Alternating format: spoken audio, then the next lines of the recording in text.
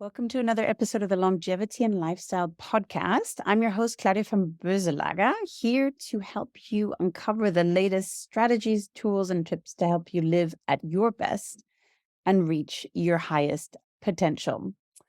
So today's episode is on a topic I'm very passionate about and I've been learning about now for quite a bit. And it's the art of saying no gracefully. And so I used to have to say yes to everything. My imaginative and optimistic mind would get excited by pretty much any and all invitations, activities, and support and projects for friends and family. And so much to the detriment of my time, right? And so I had a real case of FOMO as well, fear of missing out on something fun. And it was only when I learned JOMO, the joy of missing out, did I realize what an important tool this is. And so I'm excited to share this with you today. So, number one, when trying to figure out what to say no to and what to say yes to, it all comes back to number one, having a strong clarity of what it is that you want, what your goals are, and what you're aiming for. So having that true north is really, really essential. It's something I take my clients through as well. Also, it's just so important to realize the importance of setting boundaries and protecting your time. We tend to put ourselves, especially women, at the end of the line, right? Kids, family, friends, everything comes first. But as they say in the plane, you have to put your own oxygen mask on first before you help others. So you can only give from your overflow of your cup and not from an empty one as well. So here is a two-part tool that I use to help me figure out when to say yes and when to say no. And if I'm saying no, how to do so gracefully. So, step number one is figuring out if it's a yes or a no.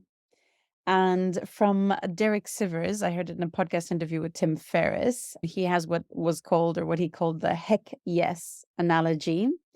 And so, if you can imagine, if on a scale of 1 to 10, where 1 is an absolute no, no matter what, and 10 is heck yes, right? Really want to do it.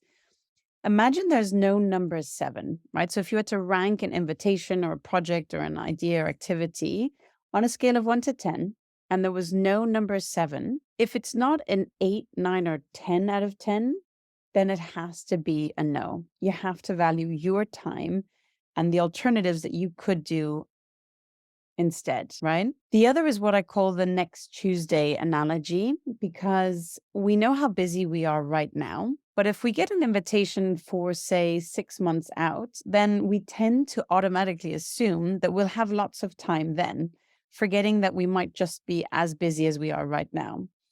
And if we say yes now to an invitation, we're filling up our schedule with things that we might not truly love to do. So to solve for this, and knowing how busy you are now, and it was for next week, Tuesday, would you say yes or would it be a no? If it's not an absolute yes, then it's definitely a no too. So those are two filters I use for deciding if it's a yes or if it's a no. Step two is then, once you've decided what to say no to, so that you can free up time for the things that you love, including important self-care time to be and be creative.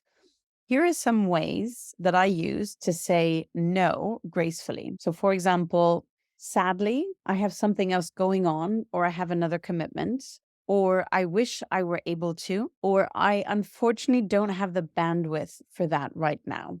I think in today's world, a lot of people get that. Or also, what I sometimes say is, thanks for thinking of me, but I'm sorry, I'm not able to fit this in. One point I also like to do is to make it a decision that's out of your hands, such as I've committed this year to not take any engagements on at the weekend and keep that for family, or insert the blank, for self-care, for adventure, or whatever it may be.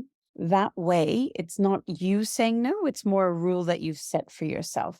So if you struggle to optimize your schedule and day to show up as your best each day, I am offering for a limited time a few complimentary strategy sessions with me, yours truly, which are normally valued at $495. If you want to grab one of these spots, just go to llpeakcall.com or look for the link in the show notes while slots last. I hope you found this helpful. I hope that you can clear up your schedule to have more time for the things that you love. Hi everyone, this is Claudia again. Before you take off, would you like to get a short email from me with some short but sweet fun tips, tricks and updates on all things longevity and lifestyle? This could be cool products that I've discovered, interesting posts or articles I've read, and other fun and helpful things around longevity and lifestyle I've found for you. It's a very short piece of inspiration for you a few times a month. So if you want to receive it, check it out by going to longevity-and-lifestyle.com. That's longevity-and-lifestyle.com and leave your email to sign up for the next one.